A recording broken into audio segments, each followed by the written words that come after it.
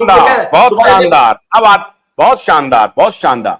नीलेश जी, हो सकता है कि हमारे आदरणीय चीफ जस्टिस माननीय चंद्रचूड़ साहब शायद ये कह सकते हैं कि भाई एक स्टेट के मुख्यमंत्री का मामला है और ये जो इकोसिस्टम काम करता है, लुटियंस जोन का हाईली एजुकेटेड अंग्रेजी दां लुटियंस क्लास, वो कह सकता है what you are talking, it is nonsense, your argument is rubbish, it's a matter of a chief minister of state.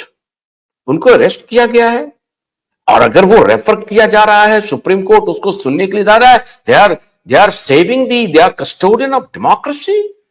Chief minister को अरेस्ट किया गया है, उनकी हियरिंग अगर नहीं होगी तो कौन करेगा hearing? What you are talking nonsense, you both Nilesh Ojha and Ashutosh Pathak doing all this rubbish thing.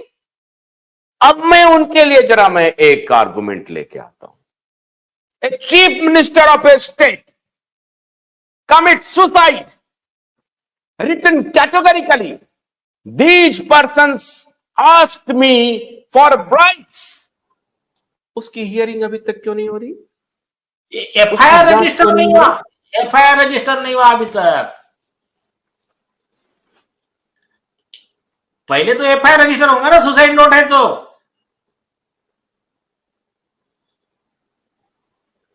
आ रही आवाज आ रही? मिलॉर्ड,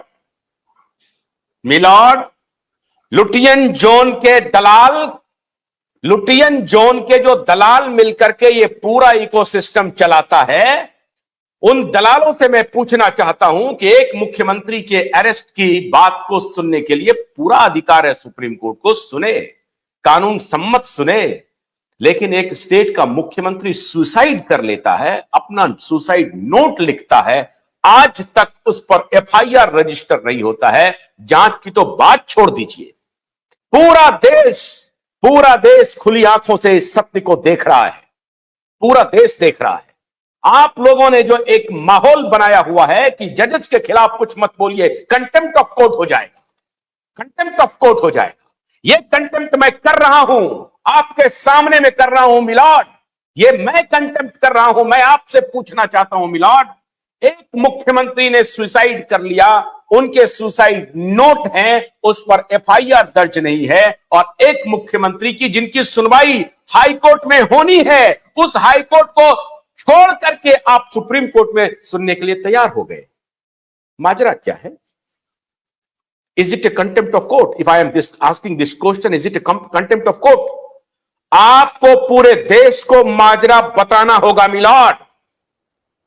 आप इस देश की जनता के प्रति आंसरेबल हैं, अकाउंटेबल हैं, आपको देश को बताना पड़ेगा, और अगर आप देश को नहीं बताएंगे तो देश आपसे सवाल पूछता रहेगा।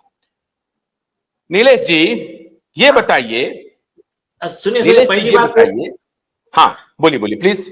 ये कंटेम्प्ट वगैरह नहीं होता है, सुनिए, सच बोलना। देखिए पहले होता था, पहले जो हुकुम शाह, तानाशाह, करप्ट जजेस जब थे, मैं जजेस की बात कर रहा हूं, सरकार की बात नहीं कर रहा हूं। तानाशाह, हुकुमशाह जजेस है, उनके लिए कंटेम्प्ट होता है। लेकिन इन्होंने ना क्या किया था, 2006 तक इनका कानून था, सुप्रीम कोर्ट के कुछ जजेस का, अच्छे जजेस का नहीं था, तो कुछ जजेस ने क्या बनाया पता है क्या? आपका कहना सच भी है तब भी आप वो बोलोगे तो कंटेम्प्ट होता है। तो कंटेम्प्ट में सत्य या डिफेंस नहीं हो सकता है, ट्रूथ या डिफेंस नहीं हो सकता है।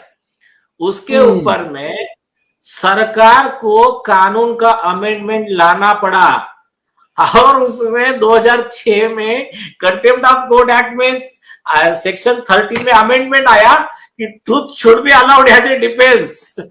आप जब माहौल देखा तो फिर कुछ जजेस ने पलटी मारी, अरे हाँ बोले यस, हमारे पीछे ही लिखा है सत्यमेव जयते, कोर्ट तो सत्य के लिए होता है। और कुछ अच्छे जजेस ने बहुत सुंदर जजमेंट भी दिया है। बल्कि सत्य जो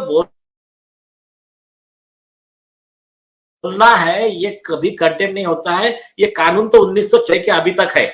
1954 में बथिना रेड्डी का एक केस था, उसमें एडिटर ने जज का करप्शन पब्लिश किया था, तो उसमें कॉन्स्टिट्यूशन बेंच ने क्लियर लिखा कि अगर आपके पास में प्रूफ है, आपके आरोप में सच्चाई है, तो ये पब्लिश करना कोई कंटेम्प्ट नहीं होता है।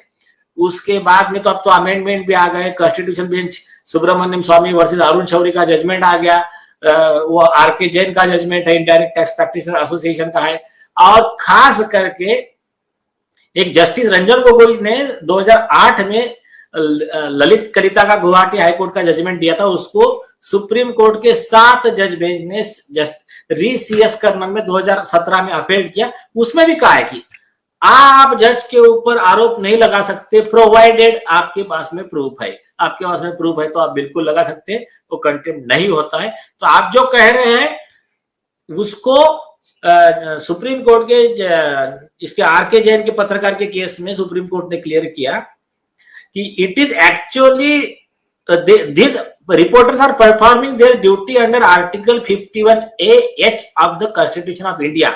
ये लोग संविधान की जो अपनी ड्यूटी है, अपना जो कर्तव्य है, वो संवैधानिक कर्तव्य पूरा कर रहे हैं।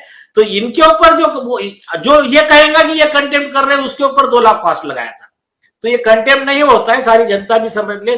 भोलानाथ का ब्रश कटर एक बैटरी से चलने वाली मशीन है जिसका चार्जिंग समय 3.5 घंटे है। इसे हम 6 से 8 घंटे बिना रुके चला सकते हैं। एक बार चार्ज करने पर ये 16,000 स्क्वायर फीट गेहूं, चावल, बजरा, जोबर के खेत काट सकता है, जबकि इसी कार्य को पेट्रोल ब्रश कटर 1,000 रुपए पेट्रोल का खर्चा करता है।